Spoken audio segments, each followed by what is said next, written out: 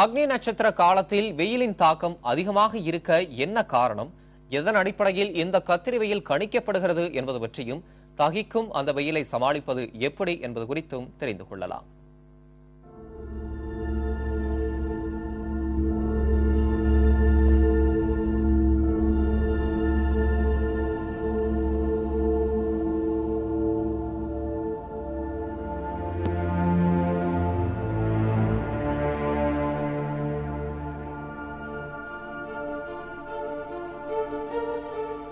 அக்னி நட்சத்திரம் இந்த வார்த்தையை இந்திய வானிலை ஆராய்ச்சி மையம் ஏற்றுக்கொள்வதில்லை. எனினும் இது வானியல் கணக்கு அடிப்படையில் பார்க்கப்படுகிறது. ஜோதிட முறையிலும் முன்னோர்களின் வானியல் கணக்கின்படி ஏற்கனவே அக்னி நட்சத்திரத்தின் காலகட்டங்கள் கணிக்கப்பட்டுள்ளன. இந்த ஆண்டின் அக்னி நட்சத்திர காலம் எனப்படும் கத்திரி வெயில் இன்று தொடங்கி மே 29ஆம் தேதி வரை உள்ளது. இந்த 25 நாட்கள் சூரியனின் தாக்கம் நேரடியாக பூமியில் மேல் இருப்பதால் வெப்பம் கடுமையாக இருக்கும் என வானிலை ஆய்வாளர்களும் ஜோதிட நம்பிக்கை உள்ளவர்களும் தெரிவித்துள்ளனர்.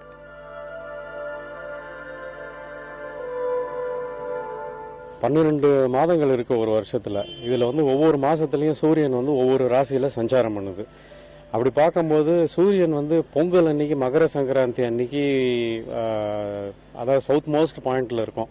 அப்ப அது மகர ராசியில என்டர் ஆகும்போது உத்தராயணம் ஆரம்பிக்குது அப்படின்னு சொல்லி கணிச்சு வச்சிருக்காங்க. உத்தராயணம் அப்படின்னா, உத்தர அப்படின்னாக்க நார்த், வடக்கு நோக்கி எப்ப சூரியன் மூவ்மெண்ட் ஆரம்பிக்குதோ அதுதான் உத்தராயணத்தினுடைய ஆரம்பம். இந்த உத்தராயணம் ப்ராக்ரஸ் ஆகிட்டே வரும்போது எப்போ சூரியன் உச்ச கட்டத்தை அடையுதோ, அதாவது சூரியன் மேஷ ராசியில எப்போ பிரவேசம் பண்ணுதோ அப்போ சூரியன் உச்சத்துல இருக்கும். வடகிழக்கு பருவமழை காலத்திற்கும் தென்மேற்கு பருவமழை காலத்திற்கும் இடைப்பட்ட காலமாக கத்திரி வெயில் உள்ளது. இந்தியாவை பொறுத்தவரை இந்த காலத்தில் வட மாநிலங்களிலேயே வெப்பம் மிக அதிகமாக இருக்கும்.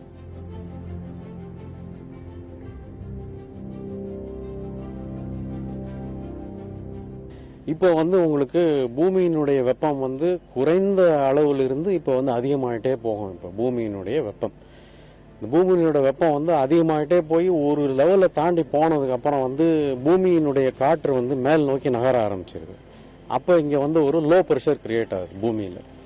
அந்த லோ ப்ரெஷர் வேக்யூம் கிரியேட் ஆன உடனே இந்த ஆடி மாசம் காத்தடிக்க ஆரம்பிக்குது. ஆடி மாச காத்துல அம்மி பறக்கும் அப்படின்னு ஒரு பழமொழி சொல்லுவாங்க. இந்த ஆடி மாசம் காத்து முடிஞ்சதுக்கு அப்புறம் ஐப்பசி மாசத்துல இது ஆரம்பிக்குது, சவுத் வெஸ்ட் மாசம். இந்த காலகட்டத்தில் சுபகாரியங்கள் நடத்தக்கூடாது, வேலைப்பளு அதிகம் இருக்கக்கூடாது என முன்னோர்கள் அறிவுறுத்தி உள்ளதாக கூறப்படுகிறது. இதன் பின்னணியில் கத்திரி வெயிலில் அலைந்தால் உடல் சூடாகி பாதிப்பு ஏற்படும் என்ற அறிவியல் உண்மை ஒளிந்திருக்கத்தான் செய்கிறது.